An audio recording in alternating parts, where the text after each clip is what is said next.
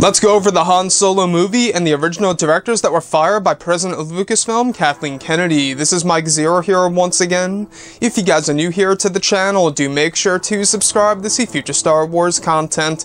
Now, as you all know, months and months ago is when we heard the news that, of course, the original directors were let go. They were fired by Kathleen Kennedy, the head of Lucasfilm, and were eventually replaced by director Ron Howard. And it left a lot of the fans out there wondering on whether or not these directors would be credited for the film Solo: A Star Wars Story. It's one of the big questions out there for these two directors. And recently, all thanks to an award show, they were able to respond to just that and let everybody know just this. So this is what they had to say.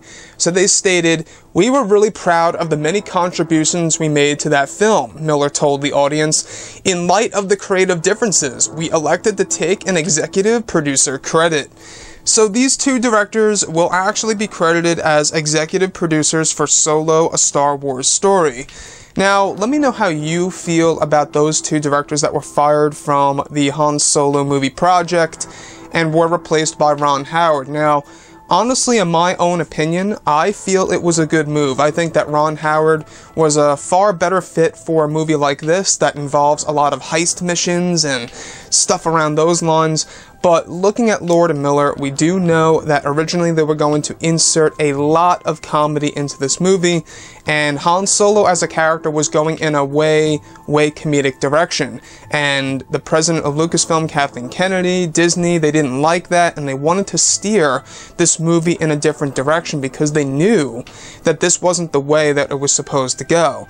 But I will say this, I feel like that when Lucasfilm and Disney hires these writers and these directors, I feel like that they should all be on the same page from the very beginning of the project and not fire these guys midway through production. It just creates a big mess. It honestly makes it harder work for the people coming in, such as Ron Howard and J.J. Abrams, because, you know, looking at what J.J. Abrams has to do, or had to do, he had to rewrite the whole entire script, or at least, 80% of it.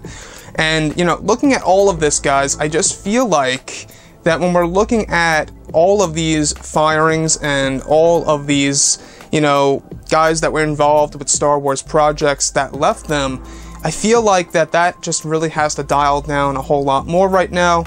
And hopefully, in future projects, this doesn't really happen again, because it does create a shaky process within not only principal photography, but post-production as well.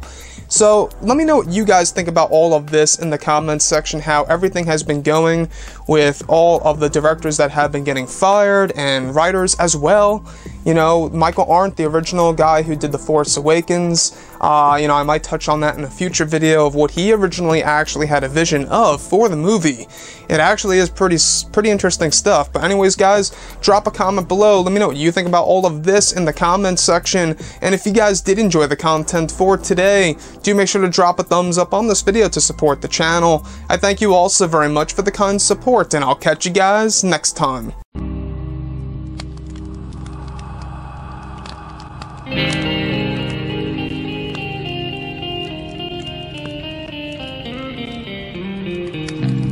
Gun in hand, we are alone again. No, I'm not the one from night to moon.